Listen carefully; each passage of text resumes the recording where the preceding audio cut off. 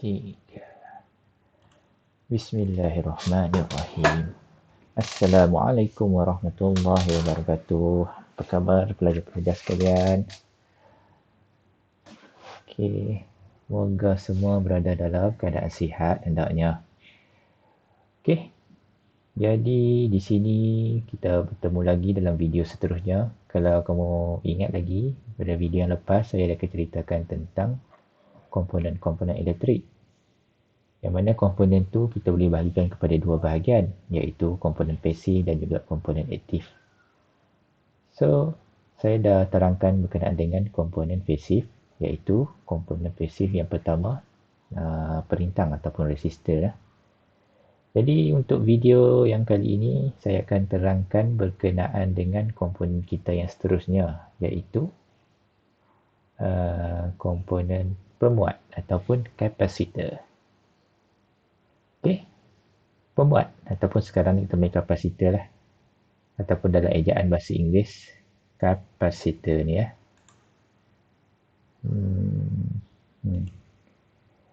Okey, kapasitor. Okey, kalau cakap ni rupa adalah, ini contohlah rupa, dia ada banyak jenis. Ini salah satu jenis rupa kapasitor yang ada lah. Jadi kapasitor ialah satu komponen yang dapat menyimpan tenaga. So, disimpan tenaga dalam bentuk medan elektrik. Okey, jadi kalau kita bekalkan voltan kepada kapasitor ni dia akan menyimpan tenaga dalam bentuk medan elektrik. Terdiri daripada dua plate. Kalau kita tengok binaan dalaman nantilah, ada slide seterusnya binaan dalaman. Okey, binaan dalaman sebenarnya dia ada dua plate lah. Satu plate tengah ni, so satu plate di sini, yang mana antara plate ni dipisahkan oleh satu penebat. Tengah-tengah ni ada satu penebat. Okey, satu penebat ni yang dikenali sebagai dieelektrik. Okey, kapasitor kalau macam perintang dia ada tidak berkutub. Kapasitor pula dia ada dua jenis lah. Ada yang berkutub dan ada juga yang tidak berkutub. Dan unit untuk kapasitor ialah farad. Dan simbolnya tetap F. Kalau perintang kita ukur dalam unit ohm, tapi untuk kapasitor kita ukur dalam unit farad. Okay, jadi kapasitor dia hanya membenarkan arus mengalir, arus ulang-alik sahaja yang melaluinya.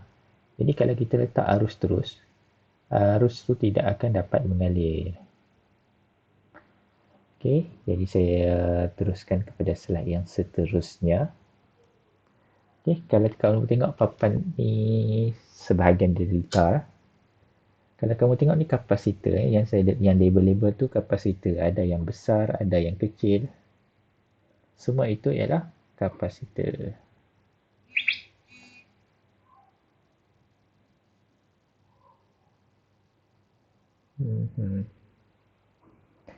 Okey, jadi kamu tengok kapasitor tu apa benda, apa operasi kapasitor tu. Ini dalam keadaan biasa, gambar rajah ni dalam keadaan biasa. Okey, seperti contoh perintang lagi, kita gunakan analogi air dan juga paip. Okey, untuk keadaan biasa, kalau kita ada satu paip dan kita ada satu valve, kalau kita buka valve ni, paip ni arus akan mengalir. Sini air lah, dia akan mengalir. Dia akan mengalir. Jadi kalau kita tutup valve ni, maksudnya kita tutup valve, air tidak akan mengalir kalau kita tutup. Jadi kapasitor ni ibarat satu tangki. Ini kita ibaratkan satu ni kapasitor. Okey, kapasitor.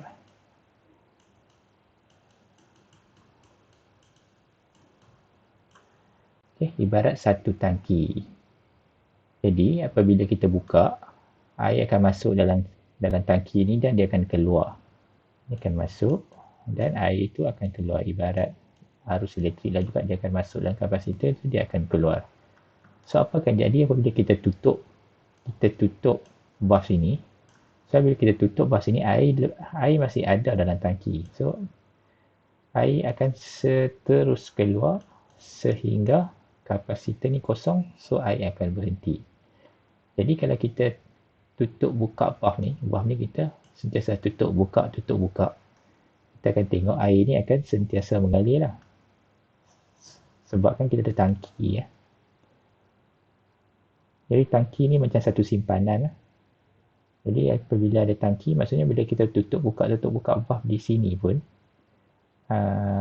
air di sini akan sentiasa mengalir. Maksudnya sentiasa ada. Walaupun kita tutup buka valve di sini.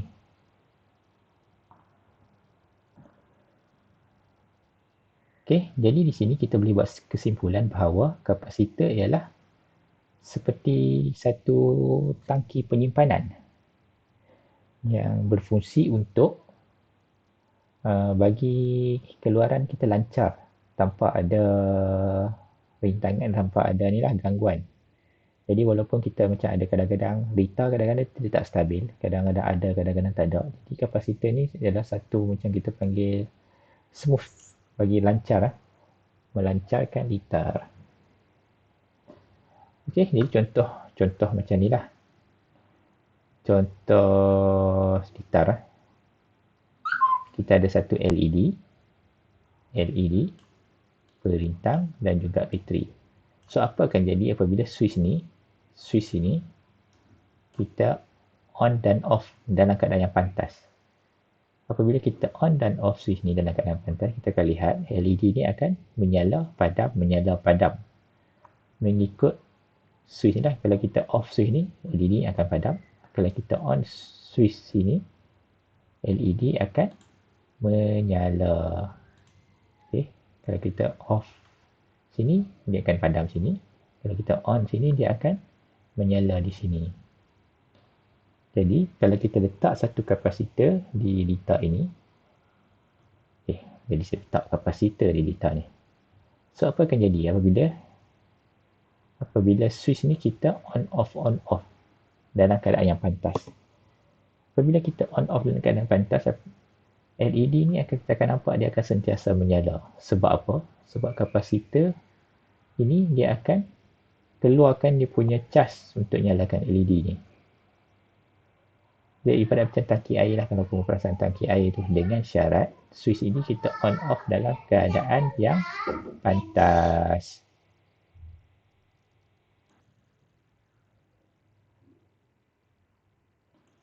Okay, jadi harap-harap kamu semua boleh faham apa fungsi kapasitor ni.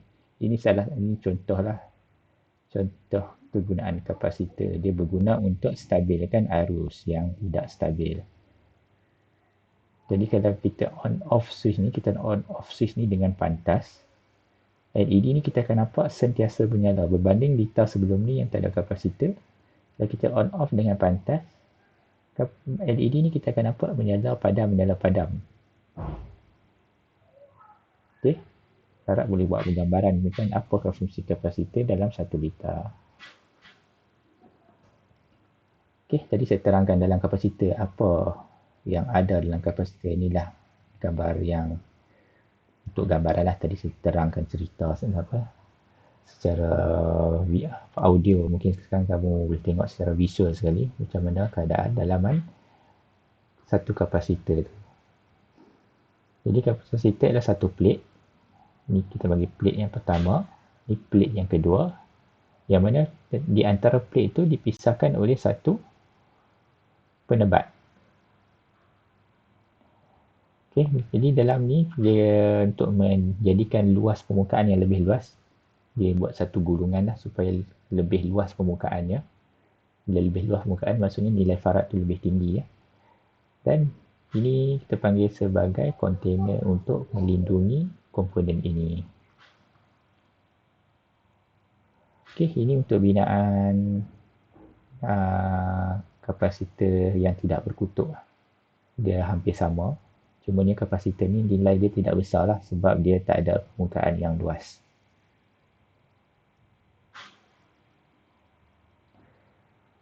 Okey, jadi kita tengok apakah kapasitor punya kita panggil apa, dekat badan dia, apakah maksud-maksud tulisan yang dekat badan kapasitor tu. Okay, kapasitor ni adalah satu komponen berkutub. Ni kapasitor elektrolitik. Kalau kita tengok dia ialah satu komponen elektronik yang berkutub. Jadi macam mana nak kenal kaki mana positif, kaki mana negatif? Kamu tengok di bahagian badannya. Okay, kalau badannya ada tanda negatif tolak ataupun negatif ni, maksudnya kaki di bawah ni ialah kaki negatif. Dan kaki sebelah mestilah kaki positif. Okay. Okay, jadi kita tengok kapasitor dia punya operasi dia.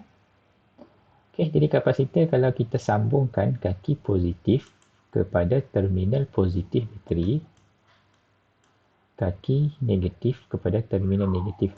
Okay, dalam elektronik kamu kena ingat lah, wire merah mewakili wire positif, wire hitam mewakili wire negatif.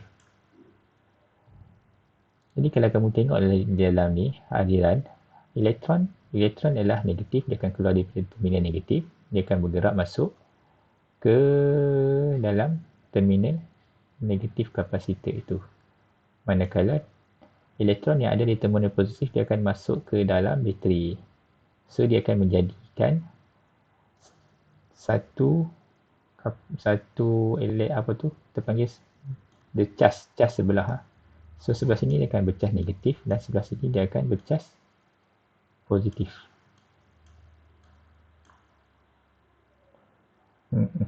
Jadi di sebelah saja dia akan cas. So dia akan bertindak semacam bateri lah nanti.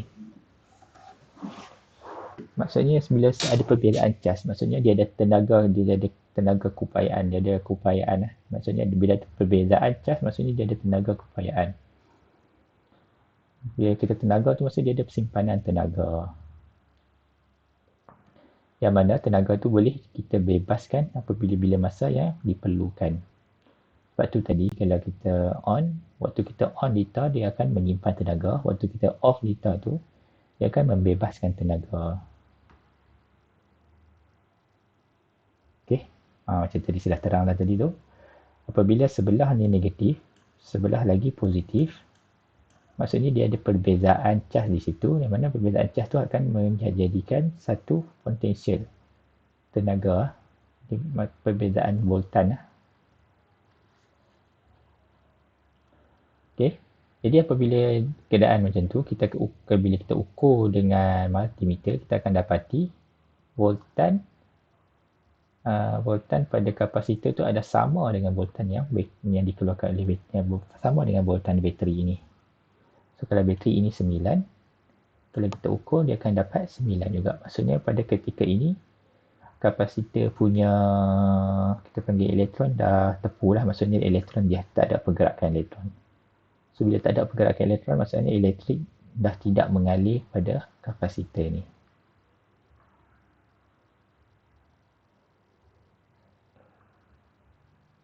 Okay, jadi mungkin kamu tertanya-tanya apa itu voltan. Voltan adalah perbezaan.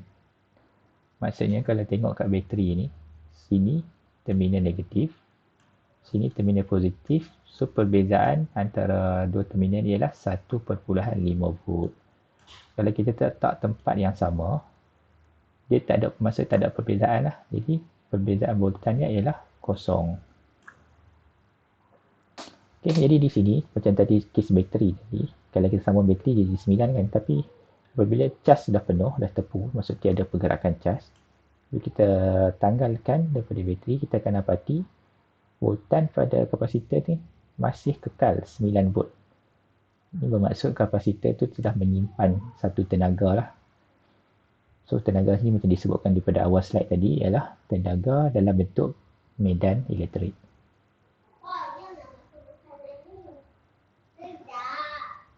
Okay, jadi apa akan jadi apabila kita tanggalkan bateri daripada litar yang saya terangkan pada awal tadi tu. So apabila kita tanggalkan bateri daripada litar tu, maksudnya bateri ni dah tak diperlukan. Kita akan tengok perbezaan cas tadi tu dia akan bergerak, cas dia akan bergerak, dan akan menyalakan LED ini. Okey, dia akan menyalakan LED sehinggalah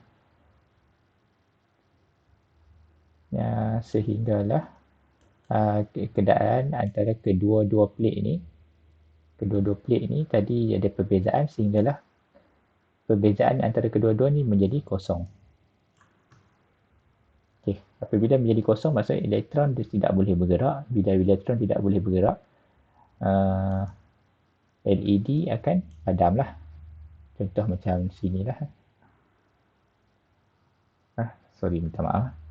Bila perbezaan antara kedua-dua plate ni dah tidak wujud ataupun dah jadi kosong, jadi LED ini akan padam. Okey. Harap boleh buat gambaran macam mana operasi kapasitor tu. Okey, seterusnya kita tengok simbol untuk kapasitor. Okey, kebiasaannya kapasitor, sebab tadi kan kapasitor terdiri daripada dua plate, jadi simbol pun ada dua plate macam ni lah. Cuma apa yang membezakan bentuk plate ni lah. So kalau bentuk tegak lurus macam ni, bermaksud kalau lurus macam ni bermaksud ni ialah kapasitor lah, normal kapasitor. Jadi kalau ada bengkokkan macam ni, kita panggil, maksudnya ada perbezaan plate. Maksudnya salah satu plate ni positif dan negatif. Contoh di sini yang atas ni plate positif, yang bawah ni ialah plate negatif lah. Saya tulis sekejap supaya senang faham, senang nampak. Ni untuk plate positif, ni untuk plate negatif. Sama juga yang kalau simbol macam ni pun mewakili kapasitor yang berkutub. So biasanya yang positif dan negatif. Okey, dan ada juga kapasitor boleh laras. Macam dia sama juga macam perintang tadi. Kalau ada anak panah dia, maksudnya kapasitor tu ialah kapasitor boleh laras. Okey, jadi kamu tengok ini ialah contoh-contoh kapasitor. Ni elektrolitik, ni kapasitor berkutub, yang ni berkutub, dua ni. Ni kapasitor berkutub, yang ni kapasitor tidak berkutub.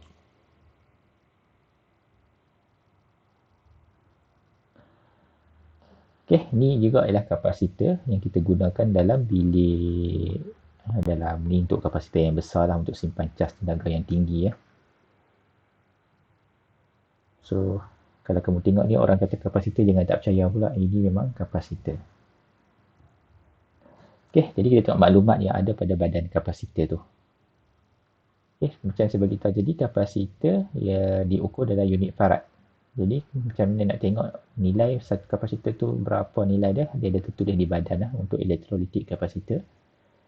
Jadi contoh sini, ni mewakili 1000 mikrofarad.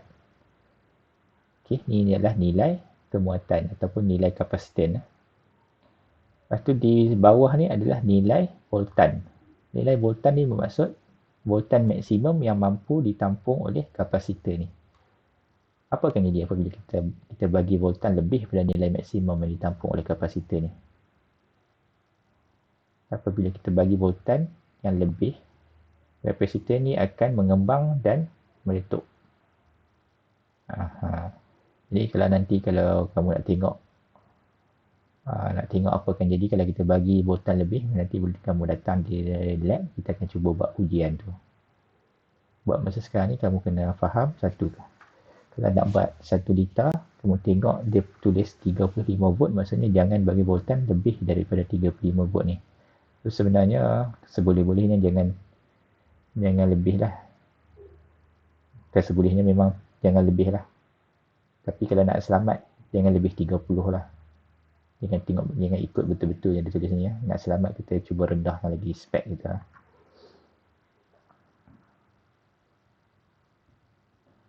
Okey, ni macam tadilah gambar besar ni kapasitor bank . Ini digunakan untuk bangunan besar lah, untuk power factor measurement , untuk fasa untuk AC, macam mana kita nak stabilkan fasa tu. Okey, jadi contoh lain ialah kapasitor untuk menukarkan arus terus kepada arus ulang alik. Jadi kalau contoh sini ya, sini kita panggil AC, ni bahagian AC ya. AC ni maksud alternate current ataupun arus ulang alik. Biasanya elektrik yang dibekalkan di rumah kita adalah dalam bentuk AC. Arus ulang alik ni bentuk dia, graf dia, bentuk sin graf. Yang mana AC ni dia akan ditukarkan oleh rectifier ni, kita panggil rectifier. Gabungan diode akan menghasilkan rectifier. Mana rectifier ni dia akan ubahkan tadi kita bentuk sin, dia akan ubah jadi bentuk yang membukit gini, dia tak ada negatif dah. Dia semua bentuk bukit. Ni negatif. Ni bahagian positif, ni bahagian negatif. So apabila dia lalu rectifier ni, dia akan jadi semuanya positif. Jadi bahagian negatif tadi dia akan terbalikkan jadi positif. Okay, jadi kalau tengok bentuk graf masih tidak smooth, kita panggil tak lancar lah. Sepatutnya kalau kita nak buat satu arus direct current ataupun DC, seboleh-bolehnya kita ingin mendapatkan garis lurus yang smooth macam ni ya. Kalau kita dapat garis lurus yang smooth, barulah kita panggil sebagai DC. Jadi untuk lancarkan kita punya graf ni, kita akan letak satu kapasitor kat sini. Okay, apabila kita letak kapasitor ni, bahagian gerigi tu akan sedikit lebih lancar lah. Sedikit smooth, kita panggil smooth lah. So bila dah smooth, ini jadi DC yang lebih, kita panggil DC yang lebih bagus daripada DC ni lah. Yang ni lebih okey lah DC nya. Tapi kalau tengok masih ada gerigi-gerigi tu, sepatutnya kita nak eliminate terus dia punya gerigi tu.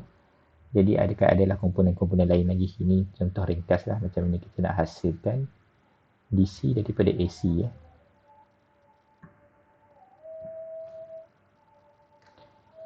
Okey, jadi seterusnya nak mengukur kapasitor. Macam mana kita nak ukur kapasitor? Kapasitor biasanya diukur menggunakan multimeter. Tapi sebelum kita nak buat pengukuran,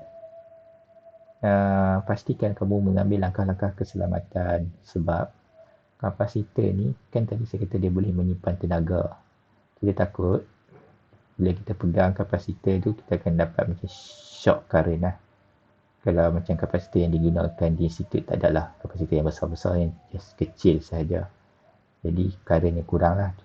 Yang menjadi bahayanya kalau kapasitor yang besar-besar, macam saya tunjuk dekat bangunan tadi tu. So kalau kapasitornya itu memang kena berjaga-jagalah sebelum buat pengukuran lah.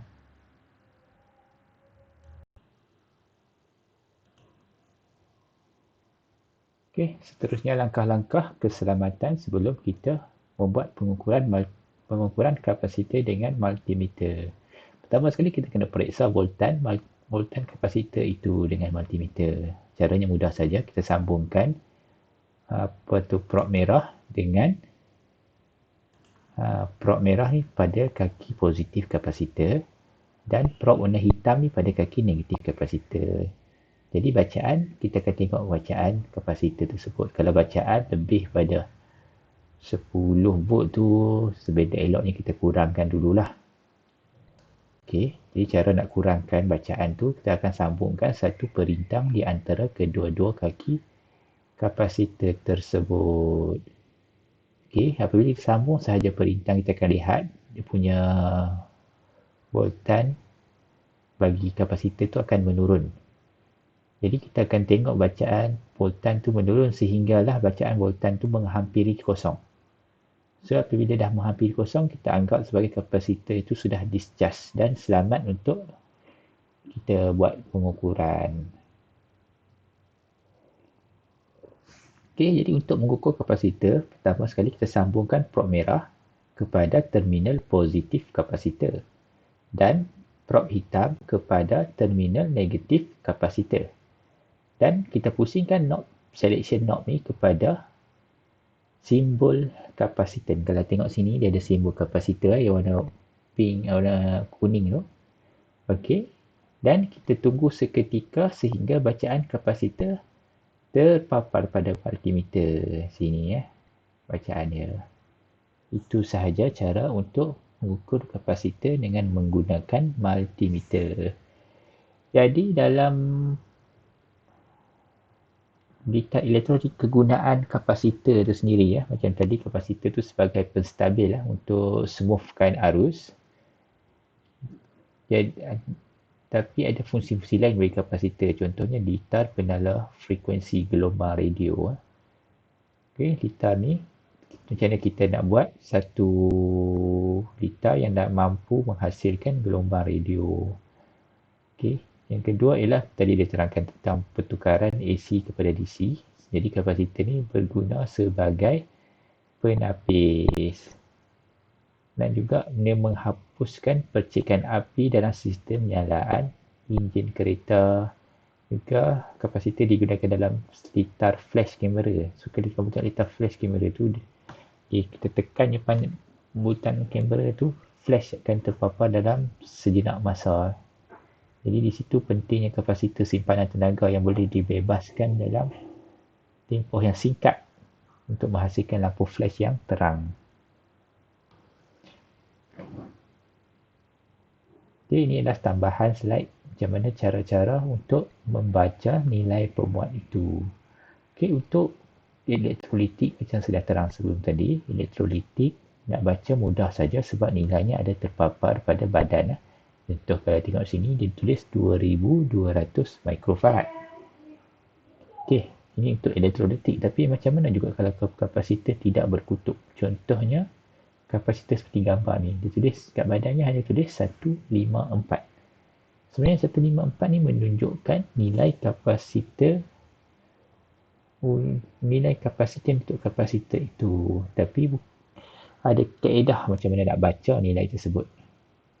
Jadi saya akan tunjukkan kaedah untuk membaca nilainya. Okey, jadi kita tengok 154. Jadi macam sebenarnya kaedah dia sama juga macam kaedah perintang untuk membaca nilai rintangan. Jadi kita mulakan dengan daripada kiri 1. Okey, 1. Lepas tu 5 dan akhir angka last sekali mewakili bilangan kosong. Di sini 4. So kita ada 4 kosong. 1, 2, 3, 4. Dan unitnya, biasanya unit kapasitor untuk ni mesti dah pico. Okey, pico farad. Ini memang standard lah picofarad ni. Jadi nilai dia ialah 150,000 picofarad. Ataupun kalau kita nak ringkaskan kosong ni, kita buang 3. Kita buang 3 ni. So pico selepas bila pico terbahagikan dengan 1000, kita akan jadi nano lah. Apa je kita jadi nano. Lepas tu kita buang lagi 3. 1, 2, 3. Kita akan dapat mikro. Jadi jawapannya ialah 0.15 mikrofarad. So macam tu ya.